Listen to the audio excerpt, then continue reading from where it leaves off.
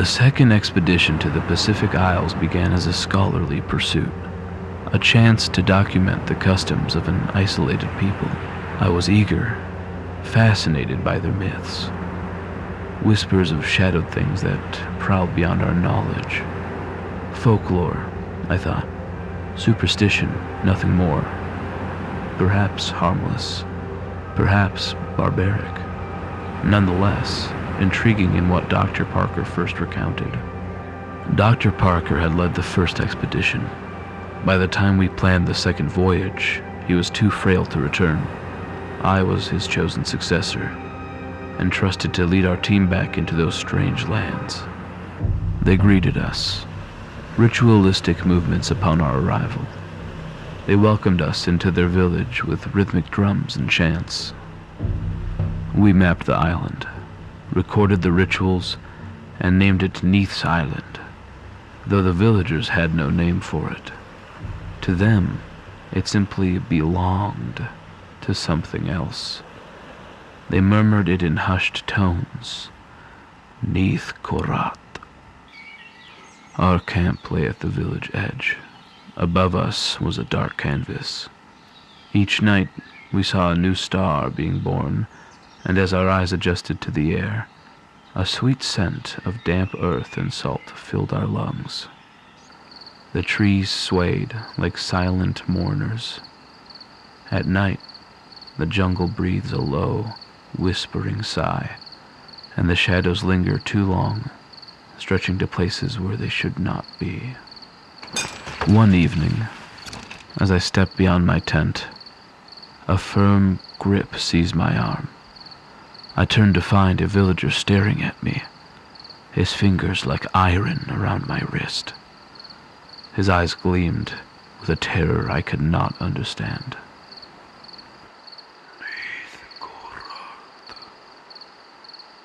I did not know their language, but fear has no need for translation.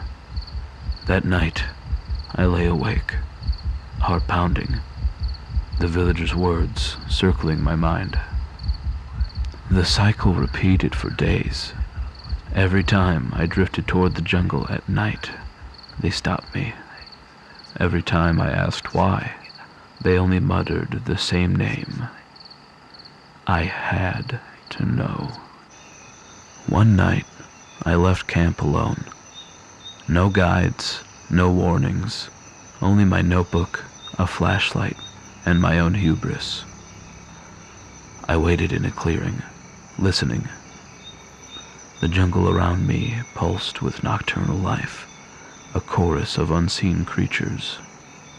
Then, silence. It fell all too suddenly, too completely. No wind, no insects. Even the trees stood still. Then I saw it, a shadow where there should have been none. Legs severed at the waist, guts hanging in glistening strands, walked toward me, barefoot, with symbols carved into its flesh. My breath hitched. My flashlight flickered. The legs twitched and moved with an unnatural purpose. I took a step back. The pair of severed legs took a step towards me. A grotesque mockery of human motion unraveled before me. Just as they approached, a rustling above broke the silent footsteps. The slow, leathery beat of wings unfurling in the darkness. I looked up, and there it was. The torso hovered in the air, massive wings presented from its back. Its face was a mask of stretched, twisted flesh, its mouth gaping wide in a jagged grin. Black void stared back at me where eyes should have been. The entrails writhed like starving serpents, reaching hungrily for the legs below, and then a sickening, wet suction as they connected. The body shuddered violently, convulsing as though waking from some ancient slumber. I gasped, and all motion deserted me. Some ancient terror rooted my mind where it stood, while the chill, stirred by its vast, unseen wings, swept across my face like the breath of a tomb. I dared not lift my eyes, for the air itself seemed to shudder beneath its weight, and in that dreadful stillness, I felt the world, my world, recede, as though reality had taken one step back to make room for something older than its own creation. A sound called me back into reality. Snapping branches, urgent voices calling my name. My team, lanterns flickered beyond the trees. I turned back. It was gone. Back at camp, my breath still ragged, I told them only fragments. Shadows, strange noises, a figure. They dismissed it as exhaustion. The nightmares began that night. Do not wake. Nyth-Korath has opened your eyes. By the fourth night, the disappearances began. One by one, my team vanished. No signs of struggle, no tracks, only silence. The villagers refused to help. They knew. They had always known. I waited until I was finally alone. A low rasp broke the silence. Then a voice. My name. Victor, help me. I didn't want to step outside. I knew what was waiting. Still, something drew me to the clearing. It emerged from the dark. It, however, as before, its entrails twitching like grasping fingers, its skin, translucent, sickly pale, stretched over bone, its mouth twisted as if attempting a smile. The smell of rot and salt filled my lungs.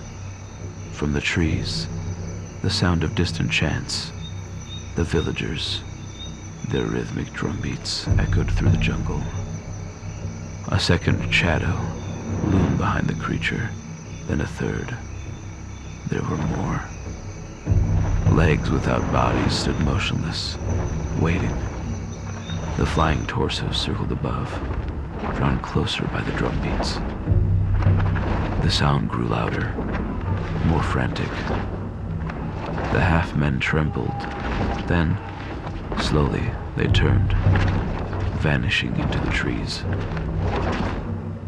A villager stepped beside me, whispering in my language. Go home. Nyth-Korath has opened your eyes. They carried me back to the beach, and as I sailed off, I looked back, half expecting to see the island crumble into the sea. Yet it stood unchanged beneath the dying light, silent, patient, as though it had merely closed its eyes and chosen to dream again. Beneath the waves, I felt it watching still, vast and unseen, waiting for the tide to turn once more, like a thought that refused to die, whispering in a voice that was not my own. Back home, I went straight to Dr. Parker's estate. The maid led me inside, her face pale, her hands trembling. She did not speak. Dr. Parker lay in bed, frail, wrapped in blankets. He raised a skeletal hand, motioning for me to close the door. Victor, he rasped. You made it back. I had to see you, Doctor.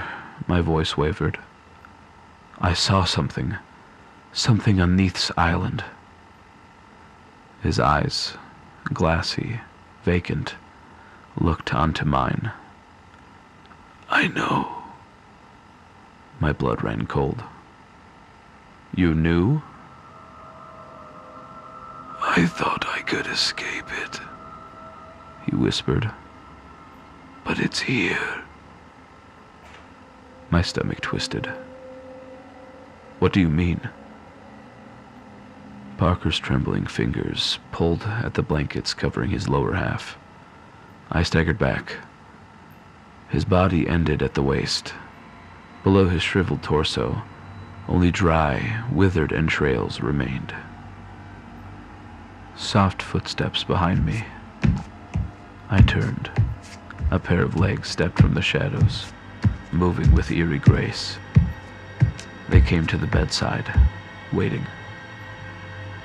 They're making me whole again, Parker whispered. but not as I was. My breath hitched. Doctor, His voice dropped to a rasp. Nyth-Korath sees you now. A sudden motion. Parker's body convulsed, each muscle writhing in silent torment. His lips twisted as though to scream, yet only a tremor escaped. Then, with a dreadful grace, flesh sought flesh, and the sundered halves found each other once more, sealing into one abominable whole. It's still inside me, He howled, clutching his chest. but it's not me anymore. Not all of me. Hearing these words, I took a step back. My body crashed into a side table, sending the gas lamp tumbling. Glass shattered, and in an instant the oil caught.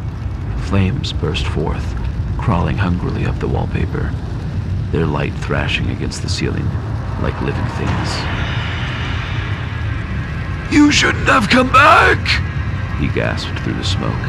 It sees you now. It sees everything. I looked at his body for a moment. The image mesmerized me before I came to my sense and turned around. I fled blindly, pushing doors in a haste, tumbling down the stairs. The smoke clawed at my throat as I stumbled through the doorway, the roar of the flames behind me swelling like some infernal chorus, until finally I made my way out. Outside, the wind struck my face, cold, merciful, real. And for a moment, I thought I'd escaped. By morning, his estate was nothing but smoldering ruin. Nothing remained. I do not sleep. The nights stretch on like a fever that never breaks. The doctors speak of nerves, of guilt, of imagination. But what do they know of the sound? Each night, it comes again. A faint, deliberate knocking at my window, as though from something patient, something that has learned the rhythm of my heart. I dare not look. I know too well what waits beyond the glass.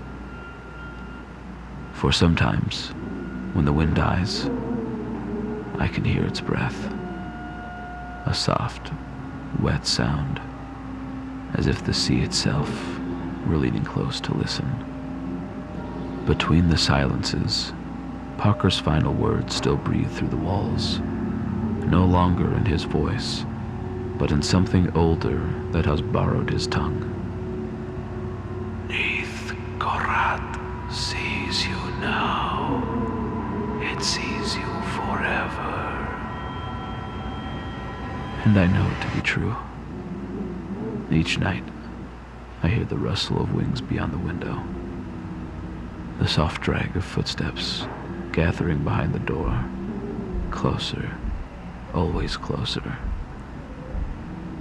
I sit at my desk. The lamplight flickers, trembling over the scattered pages before me.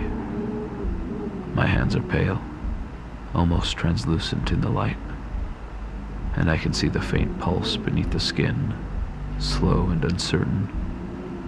The air smells of oil and dust, old, stagnant, heavy enough to taste.